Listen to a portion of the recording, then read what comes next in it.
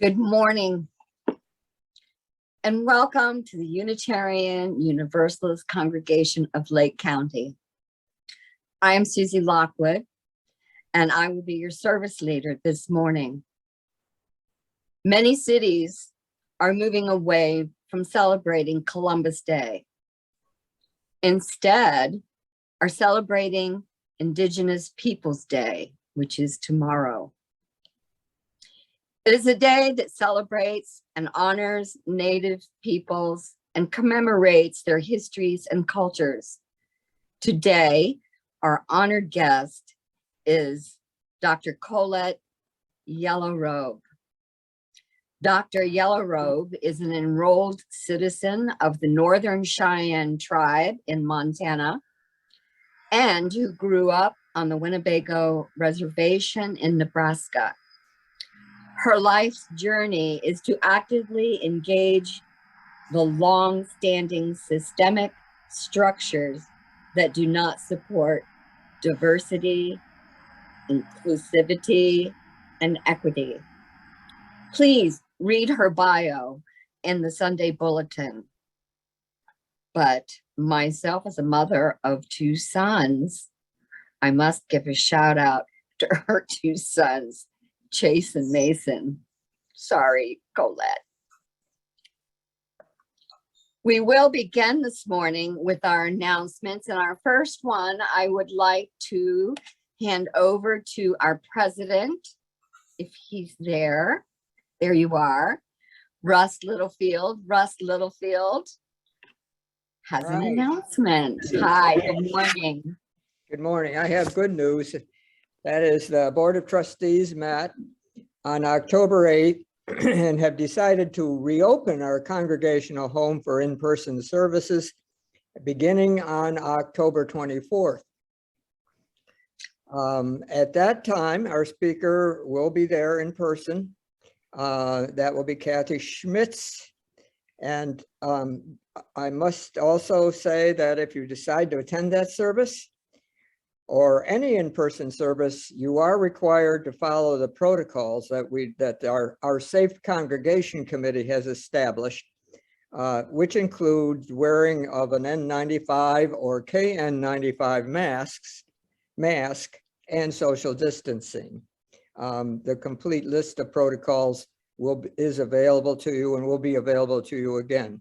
All of this will be sent out in writing to all of our congregational members and friends. And so I'm looking forward to seeing a number of you there. It's been a long while. Thank you, Russ. Thank you. Okay, I'll continue with announcements and our usual few. Let's see, I forgot where I was. Please remain muted unless you're called upon to speak. A reminder that the service is being recorded, although we do not record the time of sharing joys and concerns or the discussion period after the service, which will be conducted by Kristen Hughes and will be attended by Dr. Yellow Robe. And yeah, I have to scoot out to take care of dogs, unfortunately. If you have missed any service, you can find them on our UUCLC YouTube channel. Just go to YouTube and search, type in UUCLC office, and there we are. You can also find the links in our weekly bulletin and the communicator. Speaking of the weekly bulletin and communicator, please make sure you check out all the group activities that are going on here at UUCLC via Zoom, but also we have begun to meet in person. So make sure you check all out the activities and get out and do some things with your friends. Again, I suggest you become familiar with the chat box. You can use it to share a joy or concern if you find the words are too tender to speak. and it will then be read to the congregation. You can also use the chat box to make a contribution to UUCLC right now. We will bring you ways later on in the service to contribute. Also a reminder that, this is mine. Also a reminder that in your travels, I have already Facebook people that aren't here, make sure you gather up water from your special place, just a little bit, for our future water ceremony. So if you're away or in your backyard, make sure you have in mind a little water. Does anyone else have an announcement this morning?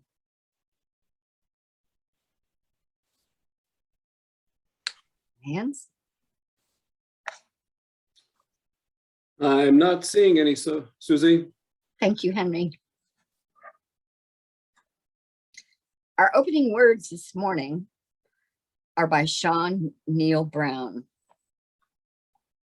a UU. We gather together as a community of seekers to honor the interdependence of life, to respect the dignity of all, and to honor the land we are humbly upon. Friends, let us acknowledge that we walk upon the traditional territories of the Tumukwe peoples, the original nations of this land that we are on, who continue to cry out for justice and self-determination. We are blessed with a space and opportunity to strive to live out our common principles to bring justice, equity, compassion into our daily lives, to resist all that threatens the earth and her people, and to live out our dreams of a world community of peace, liberty, and justice for all. Let these thoughts carry us forth as we journey and worship together. A little side note, if you have not already, I recommend that you read the email that was sent out late last week before this service to learn the history of the Tumukwe peoples whose land we are on. It is 3 pages. It is quite long, but it's from 1500 until now. And it's worth a read. Thank you. Welcome again. Welcome to Unitarian Universalist Congregation of Lake County. Here we support one another in our search for meaning and spirituality and are guided by our 7 principles. Believing in the inherent worthiness of every person and being. Believing in the worthiness of every person and being. Showing compassion and fairness towards others. Accepting others for who and what they are. Growing through a supported search for personal truth. Applying the democratic process in our churches and in our communities. Building a global community founded on peace, liberty, and justice. Respecting the interwoven nature of the universe. We are a faith of wholeness, a faith of love, and all are welcome here. Again, we welcome Dr. Colette Yellow Robe. Can we put her up? Hello, Colette. Can we spotlight her just for a second? Good morning. Good morning. Good morning. And all welcome. I just wanted to welcome you again. Thank you. Thank you. Do we have any visitors, other visitors this morning? Please raise your hand and someone will call on you, or anybody returning from an absence. Please raise your hand and someone will call on you and ask you to unmute so you can introduce yourself. And if you are shy, you can always put it in the chat box. Anyone who wishes to receive our weekly bulletin or our monthly newsletter, The Communicator, or if you would like someone to contact you to learn more about us, Unitarian Universalists, please let us know in the chat box. I'm not seeing any hands, Susie, but there's a message in the chat box from Rachel Carnicelli, I believe it is. And I think she's not our member, so welcome to her. Welcome, Rachel. Welcome. And come back and see us. Okay. Lighting of our chalice. The lighting of our chalice is a moment shared by Unitarian Universalists around the country. It connects us throughout the country and across the globe. Those at home who have a chalice, or you can use a candle, please join me.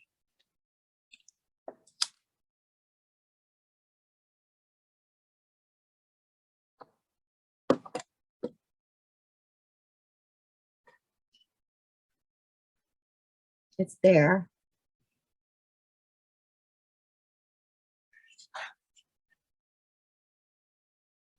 We light this chalice for the web of life which sustains us, for the sacred circle of life in which we have our being, for our Mother Earth, the sky, above and below, and for the mystery.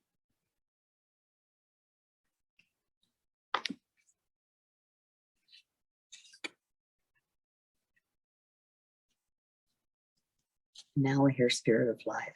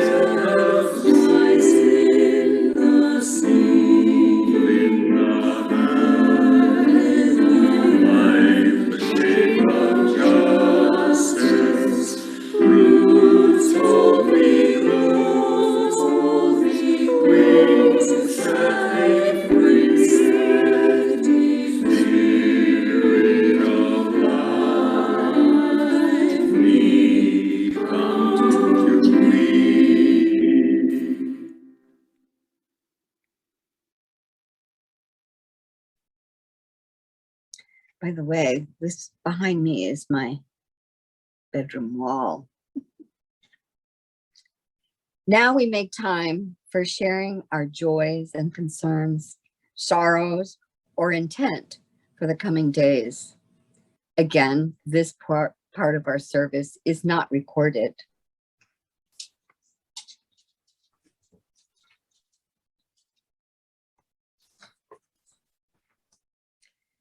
And now for our reflection this morning. It's a little different. It's not a meditation. It is a video. So eyes open while I take care of a dog.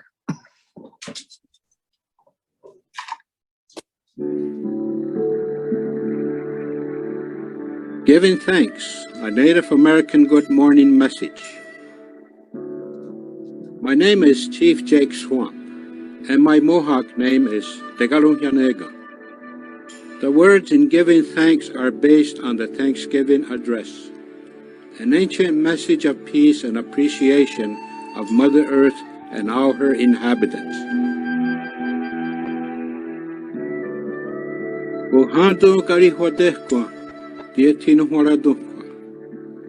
We give them thanks.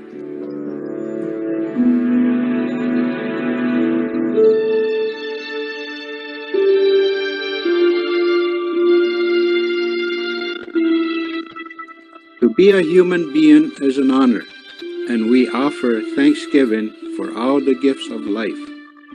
Agwego ungwe sua, andi doat kawe ne kanuharadunsa. Mother Earth, we thank you for giving us everything we need. Yetinu horado ne yetinistaha uhunja.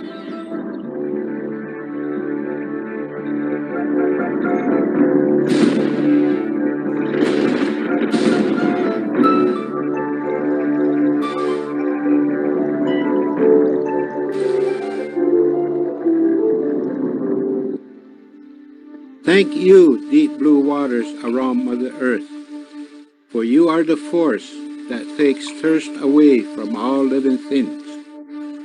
Dietinu horado ne onega sunha.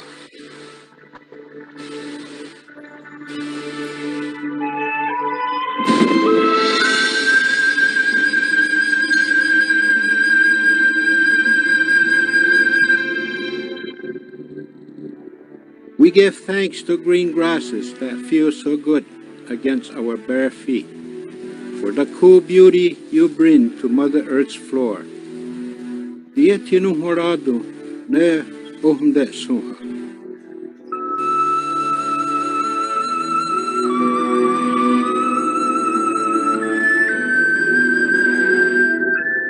Thank you, good foods from Mother Earth, our life sustainers, for making us happy when we are hungry. Dietinu horado ne kakwa sunha. Fruits and berries, we thank you for your color and sweetness. Dietinu horado ne kahi sunha. We are all thankful to good medicine herbs for healing us when we are sick. Dietinu horado ne onukwa sunha.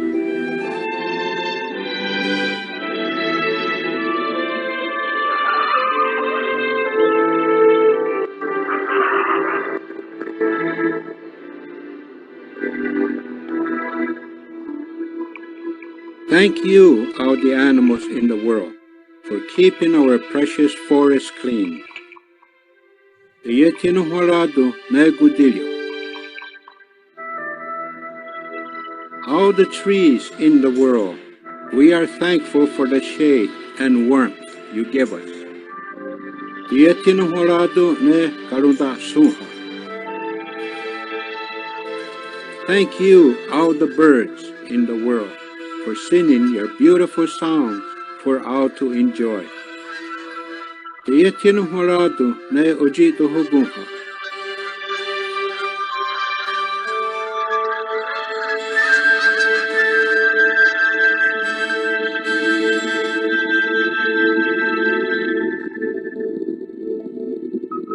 We give thanks to you, gentle four winds, for bringing clean air for us to breathe from the four directions.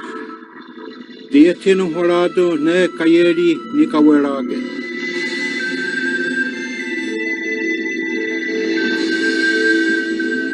Thank you, Grandfather Thunder Beings, for bringing rains to help all living things grow. Dietinu horado ne radiveras.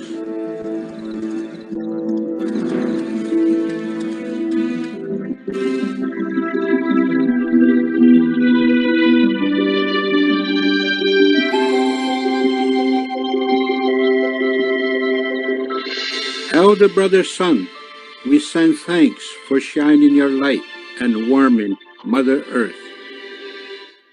Dachido anahorado nechido wachi a karakwa.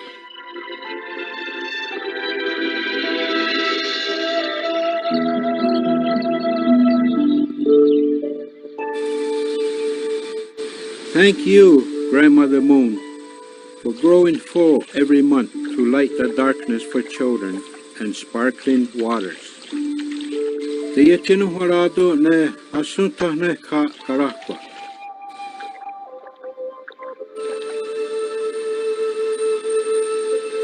We give you thanks, twinkling stars, for making the night sky so beautiful and for sprinkling morning dewdrops on the plants. Te tino horado ne ojistano kwa suha.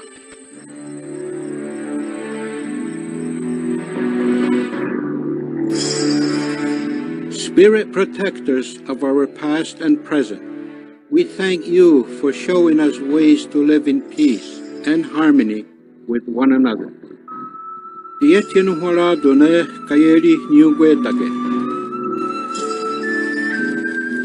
And most of all, thank you, Great Spirit, for giving us all these wonderful gifts so we will be happy and healthy every day and every night. Don't you don't horado, neso kwaya piso.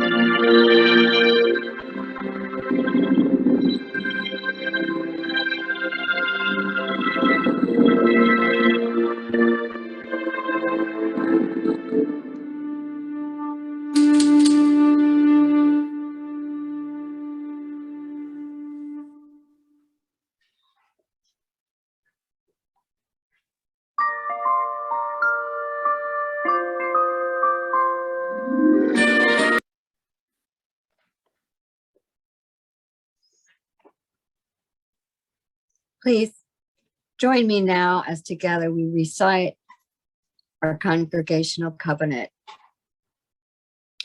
Love is the spirit of this church, and service is its law. This is our great covenant, to dwell together in peace, to seek the truth in love, and to help one another.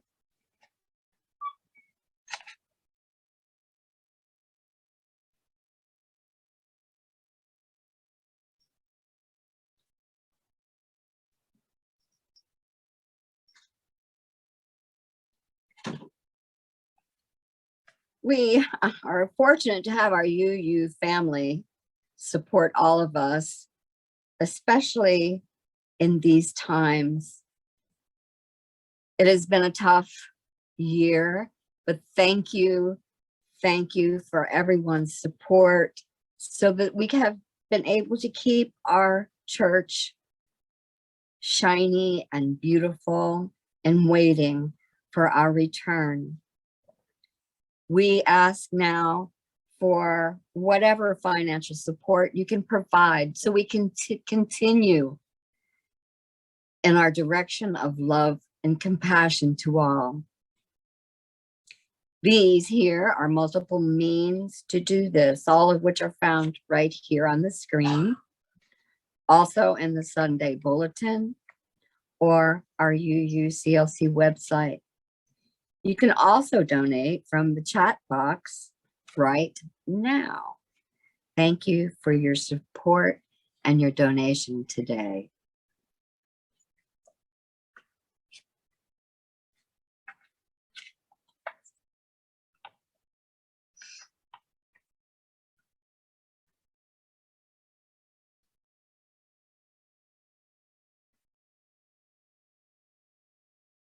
Vostane stomane vena mone vesene hane enoke pava ete hemeyo enoke tome sto nita o esheta nito Wostane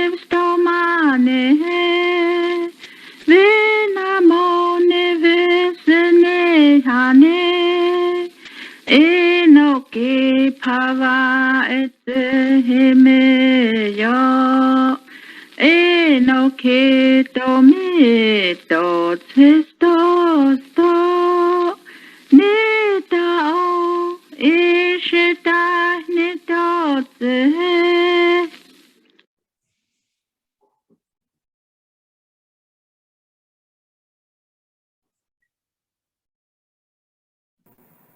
Good morning, everybody. Pave Wonat. That's how you say good morning in Cheyenne. Or where I grew up and where David was for a while, Hanaipi is good morning in Ho Chunk. It's beautiful to see everybody. That's the wonderful thing about technology, is we can be together over the waves.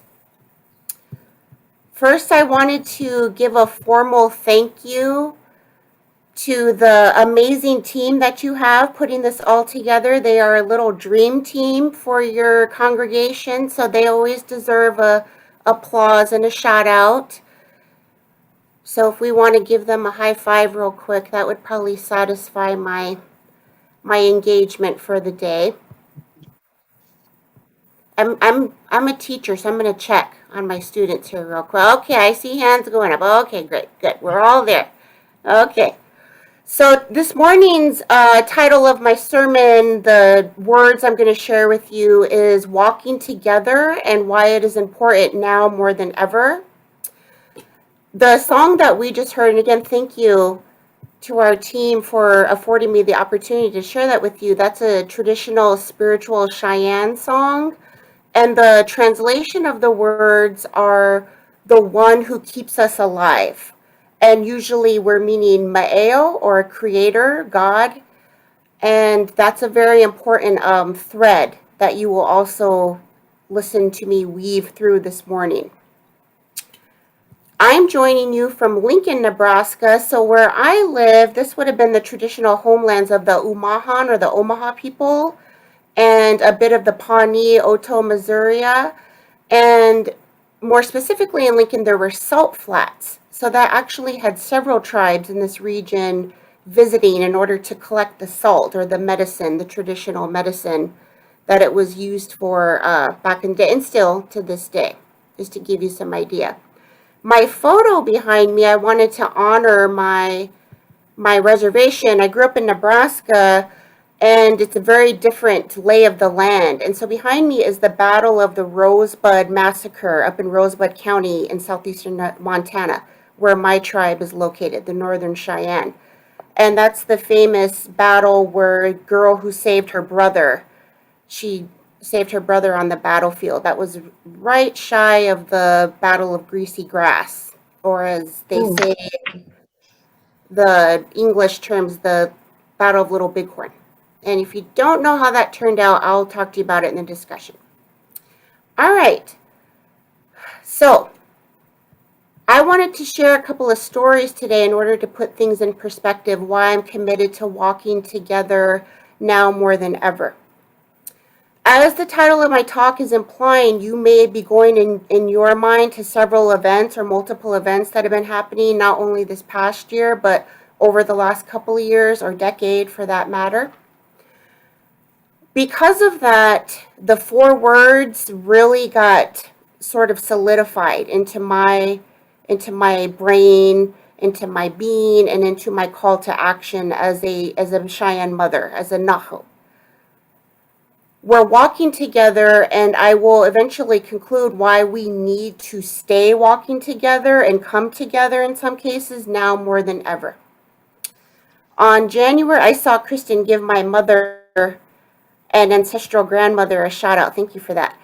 The title, on January 7th of this year, you may or may not remember, that was the day after of the insurgents on the Capitol. So very early in the year of 2021. My youngest son, his name's Mason, or Odatavast, that means blue stone. He had a little routine doctor's appointment, just happened to be scheduled the day after. Those details, anytime I start to think back or starting to write this speech or share these words with you all, they always come back very vividly, the details.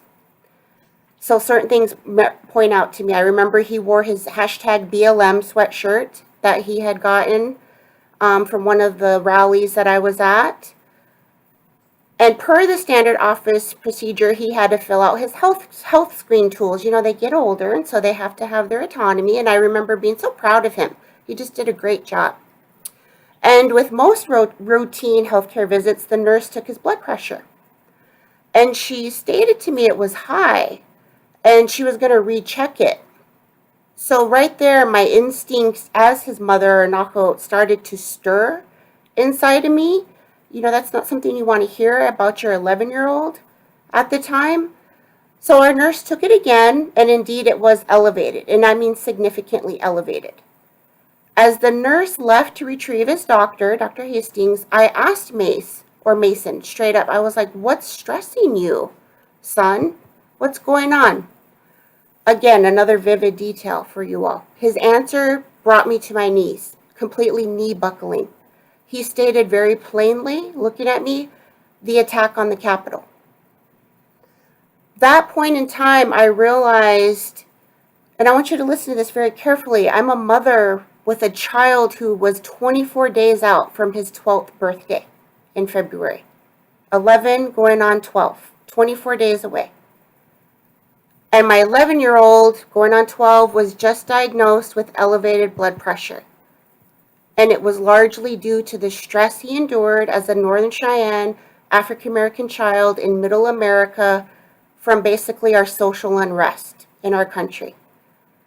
And that still feels like a very horribly inadequate way to describe our past few months and our current state of affairs for many people. I've always been good at putting things in perspective, not sure where I learned that, but I will never forget always recalling trying to put that visit in perspective, comfort him, talk with him through the events, wondering how he heard about the events for that matter. And one word just kept coming back to me. I just kept scratching the word down, pitiful. I just felt pitiful as a mother. My own mother, who we just saw on the slide, my own Northern Cheyenne mother, or Nako, would say to me when I was younger, growing up, I'm not sure when you grow up, when you're a child, when you are most pitiful, go to Creator, or go to Me'eo, go to God. So those days following, I went to Creator with my barrage of feelings and emotions as a mother, and I asked Creator to hear me because I knew I was just pitiful.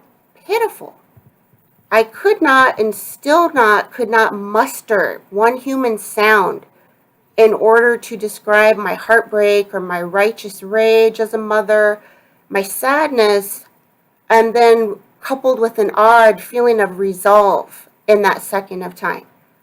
It was truly pitiful. I share that with you so you understand that it's not about me. I don't deserve any pity from any of you as his mother.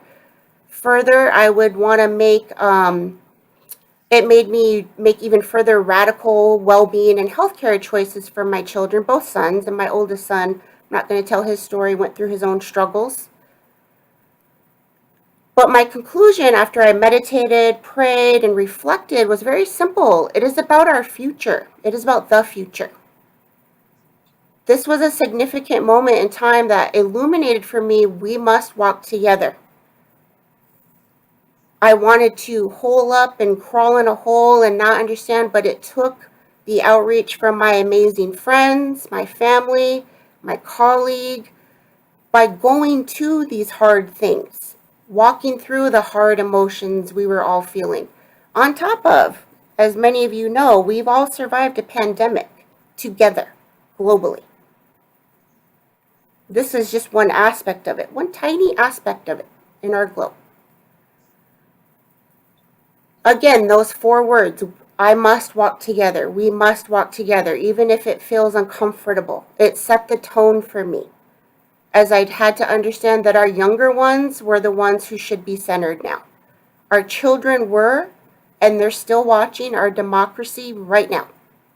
They're watching us, and I'm very accountable to them for that. So that's how we started 2021. And as 2021 progressed, there were additional events that started to erupt. I'm sure, as we all know, we've all keyed in on what what our passions are, our causes we're devoted to. One moment. Soon the news broke from up north, from our northern relatives in Canada, that there were major unearthings of mass graves, unmarked graves, at the boarding school near Kamloops. Hashtag 215. The 215 Indigenous children were found in unmarked graves at their boarding school site. That number has now grown to anywhere near hashtag the 6509. 6,509 thus far, which is contested, of course. However, I tend to believe the First Nations or Indigenous peoples around the communities that they had to send their children to. This started a whole new flurry of feelings inside of me. To give you some context as to why, my own grandfather went to Carlisle. Carlisle is a pretty famous infamous at that boarding school in Pennsylvania. So he was shipped from Busby, Montana, all the way out to Pennsylvania for boarding school. My mother attended by then Busby had a day school set up, which was a boarding school as well. And then she was sent off to live with a Mennonite family when she was like a pre-tween age, and then eventually attended a Mennonite academy in South Dakota, of which she said she didn't have trouble, so that's good. But I will spare you some of their stories. I don't want to inadvertently trigger anyone on this call because these are hard, tough truths that I'm talking about. I understand that, but they're also my truths, my family's truths. So I grew up in a family where I am only 2 generations removed from the infamous boarding school experiences in the United States.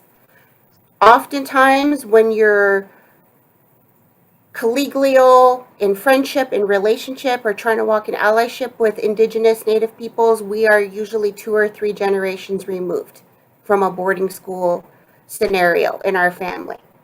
And that's just this side of my family, right? Ironically, the feelings I started to feel were very contradictory to the strength and just the passion I had when I was in graduate school. I completed my master's work on Native American education in boarding schools. And of course, I was motivated by what had happened to my family. I wanted to understand my mother better, the vicarious trauma, the unintentional erasure or attempted erasure of our language. She did not pass the language on to us, so I'm an adult learner of the Cheyenne language. That's one of those byproducts of the termination of Native American cultures. And I'm the one in the family, I'm the daughter who's very vocal about my disdain for that federal policy. After this started to break in the news, which remind you, our families across Turtle Island, or what many recognize as North America, we knew these things. We knew there were unmarked graves. We knew there were family members that did not come back home. Or in the case of my family on my grandmother's side, she lost a sister who died suspiciously up in Flandreau, which is in South Dakota. It's just the state north of me, where I am. Well, one of my colleagues at the university, we're on a special anti-racism journey team at the University of Nebraska-Lincoln. I remember admitting to her, I honestly don't know if I could have done the research I did back then today. And just forgive me if I pause because my feelings are stirring, and that's okay. Tears are healing. Tears are water. Water is good.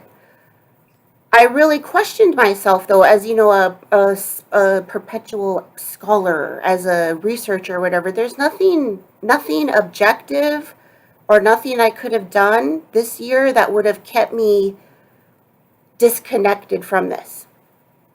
It was completely real and overwhelming, and that was just my experience. As I was trying to comfort, obviously, family, friends, relatives, colleagues, even about these re-traumatizing and necessary emergence of truth, that old feeling of being pitiful surged right back in my life. And I recognized it. And I also recognized that this was not the time for that old feeling to dominate my life. I was going to push forward as I was taught as a young Northern Cheyenne woman. You keep going. Cheyennes, you keep going. I pushed forward and I really had to truly embrace that veracity, that cutting truth that was emerging all around us. And for me, if it had not been for some of those core teachings from my mother, I would really question where I was. I may not be where I am today. So today, I wanted to share that gentle suggestion for you and for whomever is open to it as a place to start. Remember the lyrics of the song, the one who keeps us alive, Ma'eo, Creator. So I went to Creator again in prayer many, many times, including all the times I was getting secondary traumas from other ridiculous situations. I had to truly deal with the excuses I was making as to why I didn't want to go through the stuff, talk about it, and yet here I am. I did, and I'm going to continue to struggle, make mistakes, but I'm continuing to push forward. I want to thank you all again for affording me the chance to share those just couple of stories with you, because the fact that I'm here today is a reflection that Creator is the one who's kept me alive. I did not shy away from accepting this offer or even doubted myself. Should I even talk about this stuff? I went with it. I'm moving forward. And I appreciate and respect all of you for being strong with me. The one who's kept us alive has kept my strong family and people alive. I heard a long time ago from an elder up in Michigan, the Ojibwe Anishinaabes people up there, we are from the strongest of the strong. And this year really put that in perspective again. I need to be accountable to that strength and that fortitude. That is truly a gift and blessing. And it's an honor that Ma'eo has put in my path. So why am I sharing this with you? Why am I being vulnerable? Why am I being passionate? Why am I being very honest with all of you? Because that is why we must walk together. There's always someone else who is dealing with something or going through something that is worse than what I am. But this isn't a competition. So the core lesson, again, we must walk together. It's not about my feelings were more important or I failed as a mother or I'm not doing my job. No. It was the strength I found even in others, just being there for me, holding space for me when I had to be reminded or listen to very disconnected people in meetings talking about the hard truths or injustices that my family or my peoples, for that matter, have endured and are continuing to be perpetuated. So as we honor all of our indigenous nations, our tribal peoples across Turtle Island today, as we start this process of healing and reckoning with the truths and then honoring our places as the original stewards of the land upon which we're all joining today, I ask us, let's continue to walk together with our indigenous peoples of Turtle Island. It's not just about me. Let's walk with all of us so we can be seen, we can be heard, and we can be respected. Let's walk together so we can learn from one another, and as simple as just be there for one another. I learned as a young girl in a former life, friends don't bail on you when it gets tough. They ask, when and where do you need me to show up? This is going to be a walk in commitment and service, and I hope to see many of you along the way as this unfolding journey in Turtle Island develops. Again, the Cheyenne way, you're in it now, keep going. In closing, I'm going to share another little mini story from my youngest son. And by the way, I do ask him for consent to share things. I'm a big consent person. I asked him a couple of days ago, I was asked about an interview about my feelings about Indigenous Peoples Day. And right away I punted to him. I said, you know, it's not about me. Mason, what does it mean to you that the state of Nebraska is celebrating its inaugural Indigenous Peoples Day on Monday? Again, with his simple responses, it just casts such incredible perspective as to why I commit and why I have to keep going. He said, it's like I'm being seen and being heard, and that gives me hope. Wow. I'll end there. Naish, thank you, my dear friends, or haho. I would like to now close with this simple but profound Lakota prayer. I believe we have had this before. Matekuye Oyashan. Aho, Matekwe Oyasan, all my relations. I honor you in this circle of life with me today.